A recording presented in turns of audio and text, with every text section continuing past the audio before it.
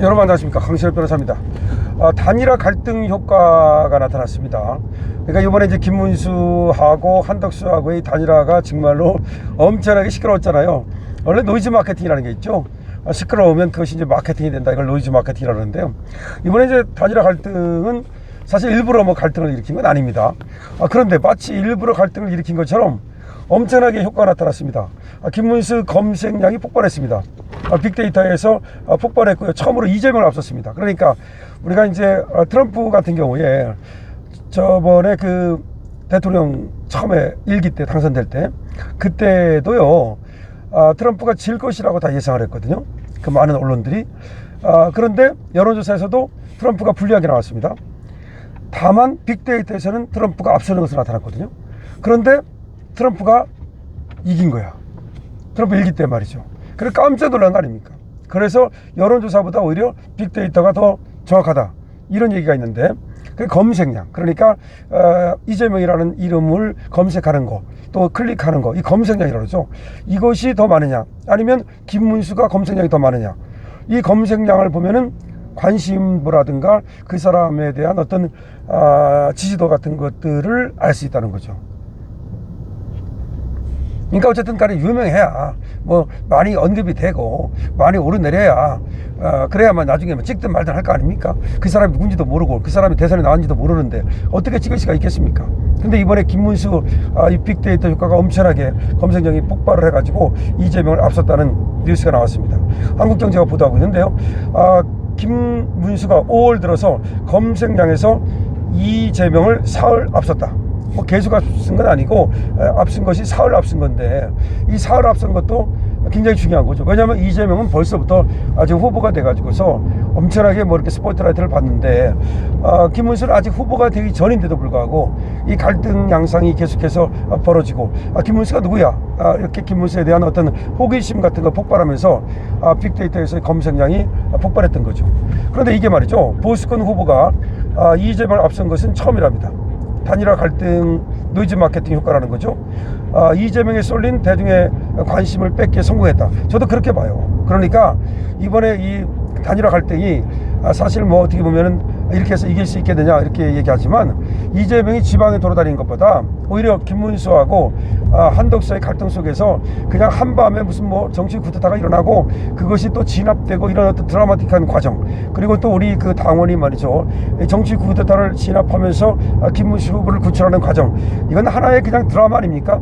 네, 그래서 지금 이 효과가 드디어 나타나고 있는데, 이재명 지지율도 좀 약세랍니다. 이 5월 들어서 김문수라든지 한덕수가 계속해서 스포트라이트를 받는 동안에 이재명 지지율도 좀 약세를 보였고요. 반대로 말이죠, 그동안에 그 약세를 보이는 동안에 이재명이가, 이때 김문수와 한덕수는 약진을 했다는 거죠.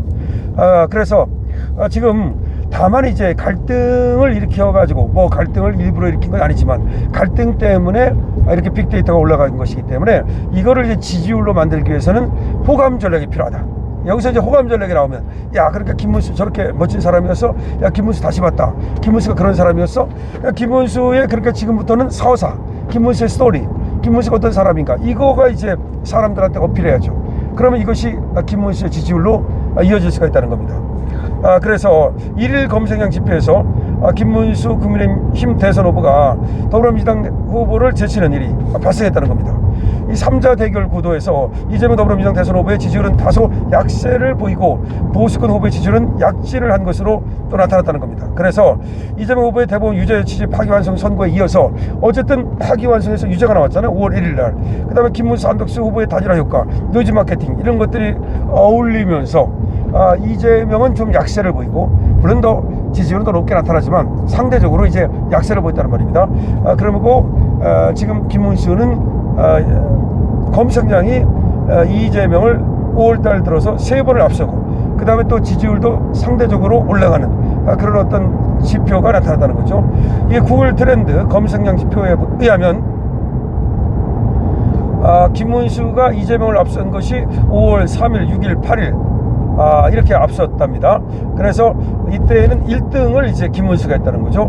구글 트렌드, 그러니까 대중의 관심도를 보여주는 이런 어떤 지표를 말하는 겁니다. 여기에서 구글 트렌드 지표에서 이재명을 김문수가 앞서는 조사가 나타났다. 이게 대법원 파기환송 판결이 영향을 좀 미쳤다고 그러네요. 대법원 파기환송 판결이 있기 전에 NBS 조사에서 이재명의 호감도가 46%였는데 그 대법원 파기환송 판결이 나고서 43%로 떨어졌답니다. 근데 비호감도는 2%가 늘어나고요. 그러니까 아무래도 파기환송 판결에서 이재명은 유죄라는 것을 사실상 확인해 준 거 아닙니까? 그러니까 이제 이재명이 제 유죄네 이렇게 되다 보니까 이재명이 뭐 유죄인가 무죄인가 이렇게 좀 보고 있던 사람들이 이재명에 대한 지지를 뭐 좀 철회했다 그렇게도 볼 수가 있겠죠. 그리고 또 하나가 이제 지금 이재명 독재 체제가 상당히 지금 이어져 왔지만 김문수 국민의힘 대선 후보와 한덕수 무소속 후보 간의 단일화 갈등 이것이 노이즈 마케팅 효과를 불러오면서 일단은 지금 반전의 기회를 김문수가 잡았다 이런 얘기가 나오고 있습니다. 다만 이거를 정말로 지지율로 만들어내기 위해서는 노이즈 마케팅만 가지고는 안 되고 뭔가 김문수가 어필하는 그런 어떤 긍정적 호감도 이거를 만들어낼 필요가 있다. 근데 그거는 이제 여러 가지 뭐 김문수의 가진 어떤 인생 전체 역적이라든가 내지는 김문수의 정책이라든가 뭐 이런 김문수의 또 업적이라든가 또 김문수의 매력이라든가 이런 걸로 이제 이것을 채워야 되겠죠. 어쨌든 상당히 고무적인 현상인 것만은 분명해요.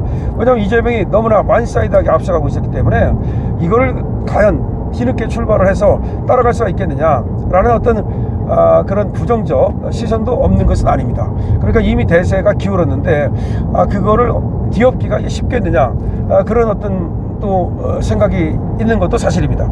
그러나 지금 선거 전문가들 여론조사 전문가들이 얘기하는 건 일단은 10% 안으로 들어가는 게 중요하답니다. 그러니까 이제 한덕수가 빠졌잖아요. 그러면 바로 이렇게 단일화되고 나서 이재명 그리고 김문수 그 다음에 뭐 이준석이 나온다고 치고 여기 3자 대결에서 이게 10% 안으로 차이가 들어가야 되고 오차 범위 안으로 빨리 들어가면 들어갈수록 역전의 가능성이 커진다 이렇게 얘기가 되거든요. 그리고 또 변수가 많기 때문에 이게 뭐 항상 앞서가는 사람이 계속해서 앞서간다는 보장이 없어요. 여러분 그거 아시잖아요. 노무현이가 이해창을 꺾을 것이라고는 상상도 못했는데도 어쨌든 뭐 정몽준하고 단일화 효과인지 뭐 노이즈 마케팅인지 그것도 노이즈 마케팅이 있었죠. 그거를 통해서 노무현 현상이 신드롬이 일어나면서 노무현이 그야말로 이해창 거의를 갖다가 이 골리앗을 넘어뜨리지 않습니까? 지금 어떻게 보면 이재명이 거인이에요. 상당히 그리고 앞서 있어요. 그리고 또 자신들이 이길 것이라는 것을 거의 뭐 기정사실하는 것 같아요. 하지만 지금 김문수가 이렇게 스토리를 만들어 버렸어요. 이 스토리를 가지고 원래 인생에도 스토리가 있었는데 이번에 부활하는 과정, 그러니까 죽었다 살아났잖아요. 대선 후보에서 죽었다 살아나는 이런 부활의 스토리를 씀으로써 야 김문수는 오뚜기다, 김문수는 결코 패배하지 않는다, 이런 어떤 그 서사가 만들어졌어요. 근데 이런 것들이 젊은 사람들을 열광하게 만들 수가 있거든요.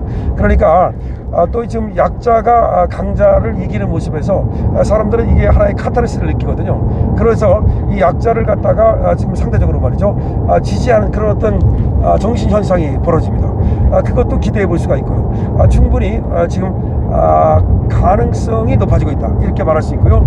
더군다나 지금 국힘에서 사실 얼마나 도와줄 것인가, 뭐 한동훈 계열이라든지 또 한덕수를 지지했던 사람들, 또 지금 의총장에서의 김문수와 국회의원들 간의 충돌, 여러 가지 이런 것 때문에 과연 국회의원들이 얼마나 똘똘 뭉쳐서 나서줄 것인가, 이게 문제였었는데 윤석열 대통령이 그것 때문에 사실은 서둘러서 지금 호소문을 발표했거든요.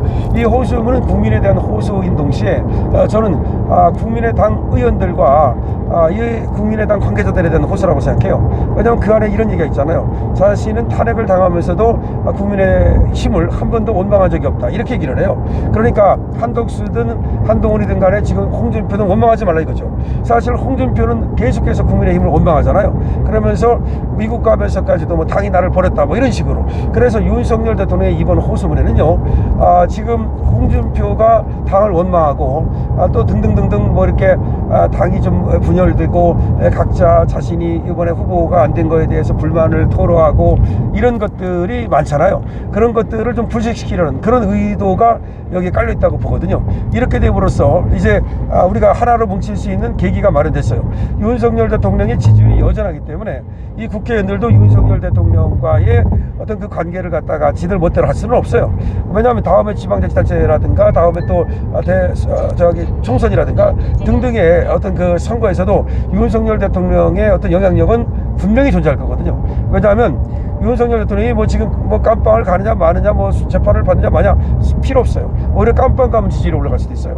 그러니까 이 영향력이라는 것은 건재하기 때문에 그래서 지금 뭔가를 하고자 하는 사람들, 이런 사람들은 윤석열 대통령을 눈치를 볼 수밖에 없어요. 그래서 윤석열 대통령이 오늘 이렇게 단합을 호소했잖아요. 근데 이 단합을 호소했는데도 불구하고 여기 어깃장 놓을 수 있는 그런 어떤 의원들이라든가 그런 건 없기 때문에 저는 상당한 어떤 효과가 있을 것으로 보고, 자, 그래서 김문수 신드롬이 일어나고 김문수가 빅데이터에서 이제 이재명을 누르는 일이 생겼는데, 한덕수를 비롯해서 모든 이제 우리 또 국민의힘 아주 그 자원들이 나서준다면 역전의 기회가 마련될 수 있다, 이렇게 봅니다. 김문수 화이팅입니다.